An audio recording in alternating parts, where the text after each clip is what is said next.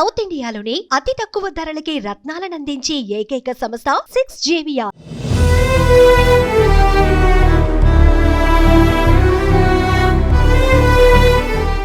మళ్ళీ మాట్లాడలేనేమో. అహ్మదాబాద్ క్రాష్ అయిన air India విమాన గాల్లోకి ఎగిరే ముందు అక్కతో ఆ ఫ్లైట్ ఎయిర్ హోస్టెస్ మాట్లాడిన చివరి మాటలు. ముందే ప్రమాదాన్ని ఊహించి కాదు, సుదీర్ఘ ప్రయాణంలో మళ్ళీ మాట్లాడే ఛాన్స్ వస్తుందో లేదోనని. కానీ ఆమె చెప్పినట్లుగానే ఇక ఎప్పటికీ మాట్లాడలేదు, ఎప్పటికీ కుటుంబానికి కనిపించదు. ఆమె ఎంతో కష్టపడి తన కలలను సాకారం చేసుకుంది. 19 ఏళ్లకే మంచి కంపెనీలో ఉద్యోగం సంపాదించింది.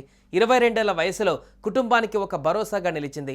టీనేజ్లోనే ఎయిర్ ఇండియాలో ఉద్యోగం సంపాదించి కుటుంబానికి కొండంత ఆసరగా నిలిచిన అంతలోనే మృత్యువు ఒడిలోకి చేరిపోయింది.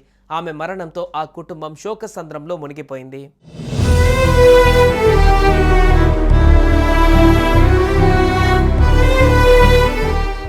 మణిపూర్లోని తౌబాల్ జిల్లా ఆవాంగ్ లోయ్ కేయ్కి చెందిన నాంగ్దోయ్ శర్మ 2023లో ఎయిర్ ఇండియాలో ఉద్యోగం సంపాదించింది. తనపై తల్లిదండ్రులు పెట్టుకున్న ఆశలను నెరవేర్చి కుటుంబానికి ఒక భరోసాగా నిలిచింది 22 ఏళ్ల నాంగ్దోయ్ శర్మ. 3 ఆడపిల్లలలో రెండవ అమ్మాయి నాంగ్దోయ్. టీనేజ్లో ఎయిర్ ఇండియాలో ఉద్యోగం సంపాదించి కుటుంబానికి కొండంత ఆసరగా నిలిచింది. స్నేహితులు ఎయిర్ హోస్టెస్ ఇంటర్వ్యూకి వెళ్ళినప్పుడు శర్మను పిలిచారు.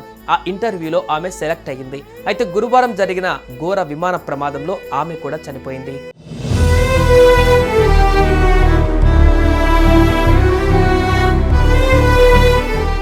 పంతొమ్మిదేళ్లకే మంచి కంపెనీలో ఉద్యోగం వచ్చినందుకు ఎంతో సంతోషం ఉండేది. ఆమె పెద్దయ్యాక మణిపూర్లో స్థిరమైన ఉద్యోగం వెతుక్కోవాలని భావించింది.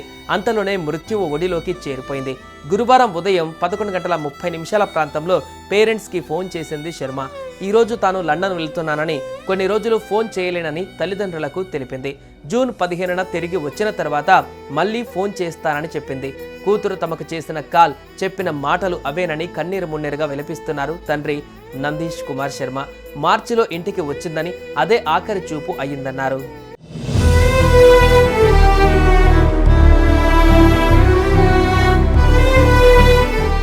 మరో మృతురాలు లామ్నున్ తేమ్ సింగ్సన్ కుటుంబం 2023లో జరిగిన జాతి ఘర్షణల కారణంగా ఇంపాల్లోని ఓల్డ్ లంబులేన్లో ఉన్న తమ సర్వస్వాన్ని వదిలేసి వచ్చేసింది.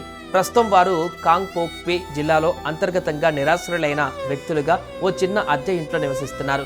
లామ్నున్ తేమ్ తండ్రి కొన్నేళ్ల క్రితం మరణించగా ఆమె తల్లి నేమ్నోయిల్ హింగ్ సింగ్సన్ 3 పిల్లలను ఒంటరిగా పెంచారు.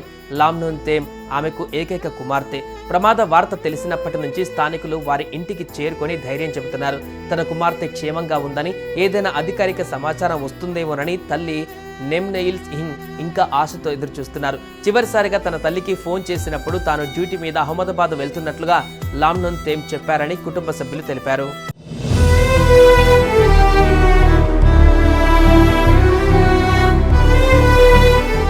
ప్రస్తుతం అహ్మదాబాద్ సివిల్ హాస్పిటల్ కన్నీటి ధారలతో మునిగిపోయింది.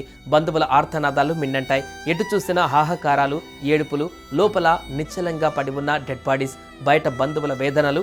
తమ వారి డెడ్ బాడీ ఎక్కడ ఉందో తెలియదు, అసలు గుర్తించారో లేదో కూడా సమాచారం లేదు, ఎప్పుడు అప్పగిస్తారో తెలియదు. ఓవైపు కన్నీళ్లు ఇంకిపోయేలా ఏడుపులు, మరోవైపు తమ వారి డెడ్ బాడీ కోసం ఎదురుచూపులు. అలా హాస్పిటల్ చుట్టుపక్కల అంతా ఏడుపులు, పెడబొబ్బలతో కన్నీటిమయంగా మారింది.